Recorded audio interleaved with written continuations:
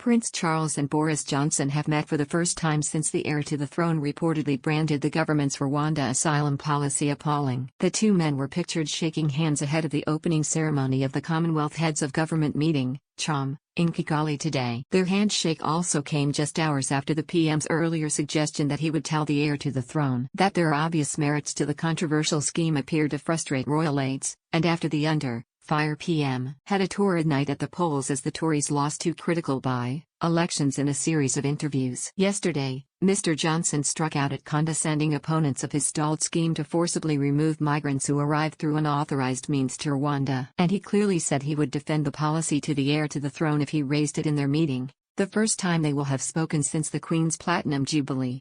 People need to keep an open mind about the policy. The critics need to keep an open mind about the policy. A lot of people can see its obvious merits. So yeah, of course, if I am seeing the prince tomorrow, I am going to be making that point, Mr. Johnson said. Love the royals. Sign up for the Mirror's daily newsletter to get all the latest news on the Queen, Charles, Kate, Wills, Meghan, Harry and the rest of the firm. Click here to sign up. After their initial handshake, the pair later had a cup of tea and a catch-up with croissants and snacks for just 15 minutes and 10 seconds. They posed for a brief photograph with Mr. Johnson pointing to the cameras and jokingly asking the press, "Who are you?" Charles stood awkwardly with his hand in his pocket.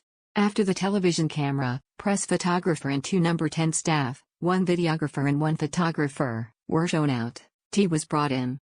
Boris was the first to depart, leaving brusquely to attend another meeting. Charles' private secretaries were then invited into the meeting room for a debrief with the heir to the throne before they also left around 8 minutes later.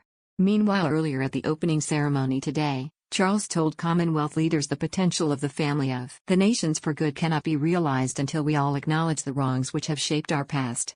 Charles described how he was on a personal journey of discovery and was continuing to deepen my own understanding of slavery's enduring impact, in a speech at the opening of a Commonwealth summit in Rwanda. He recognized the roots of the family of nations run deep into the most painful period of our history, and acknowledging the wrongs of the past was a conversation whose time has come. But there was no apology from the heir to the throne for the royal family's involvement in the transportation and selling of people for profit. Charles told the gathering of prime ministers and presidents, who included Mr. Johnson, he could not describe the depths of my personal sorrow at the suffering of so many during slavery. The prince told the world leaders the family of nations was uniquely positioned to achieve such positive change in our world, adding, to achieve this potential for good, however, and to unlock the power of our common future, we must also acknowledge the wrongs which have shaped our past. Many of those wrongs belong to an earlier age with different, and, in some ways lesser, values. By working together, we are building a new and enduring friendship.